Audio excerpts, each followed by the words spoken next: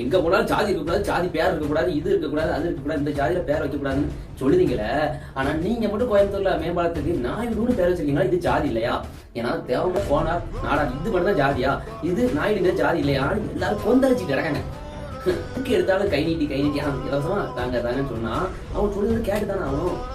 சொன்னாலும் சொல்லட்டாலும் இதான் உண்மை. ஏன்னா இங்க சிறுபான்மை பெரும்பான்மைன்னு பிரிச்சு இந்து கோயில்ல இருந்து மட்டும் காசு எடுத்துக்கிட்டு இதெல்லாம் கண்டுக்காம இருக்காங்க. கேட்டா நீங்க பெரும்பான்மைன்னு அதான் மாதிரிதான் இதுவும். ஏன்னா நீங்க எல்லாம் பெரிய ஜாதியா, அவங்க அப்படி இல்லை அப்படின்னு சொல்லி உங்களை ஏமாத்திட்டு எல்லாத்தையும் கண்ணை மறைச்சிட்டு அவங்க வேலையை பார்த்துக்கிட்டே தான் இருப்பாங்க.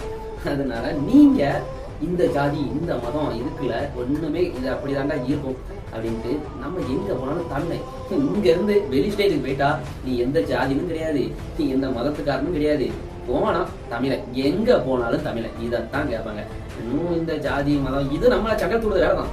ஏன்னா நீ என்ன சொல்லுவ, நீங்க இது இப்படி சண்டை விட்டுறாப்பீங்க, அதே மாதிரி 4 பேர் இருக்கிற இடத்துல 40 பேர்